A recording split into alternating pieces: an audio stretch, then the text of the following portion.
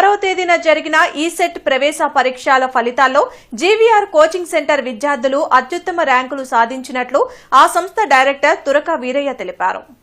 Computer విభాగం నుండి ఏ దుర్గాప్రసాద్ రాష్ట్ర స్థాయిలో 89వ ర్యాంకును, విశాంత్ కుమార్ 130వ ర్యాంక్, సిహెచ్ నవీన్ 145వ ర్యాంకుతో సహా పలువురు విద్యార్థులు అత్యుత్తమ ర్యాంకులు సాధించినట్లు ఆయన వివరించారు.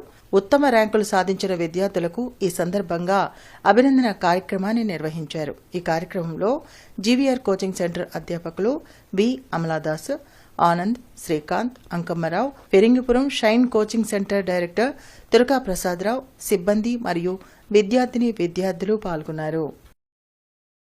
మా పిల్లలు వాళ్ళ డెడికేషన్తో, అంకితభావంతో, మా టీచర్స్ యొక్క ఎక్స్పీరియన్స్డ్ ఫ్యాకల్టీతో బోధన చేయించడం వల్ల, నంబర్ ఆఫ్ గ్రాండ్ టెస్టులు పెట్టడం వల్ల, ఆ గ్రాండ్ టెస్టులు ఎక్స్ప్లెనేషన్ పెట్టడం వల్ల ఈ సంవత్సరం కూడా ఉత్తమ ర్యాంకులు సాధించారు.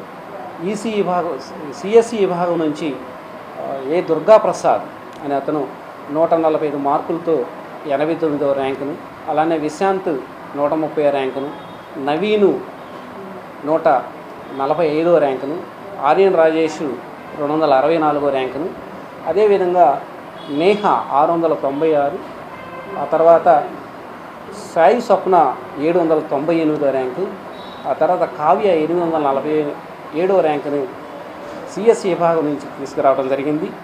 అలానే ఈసీ బ్రాంచ్ నుంచి.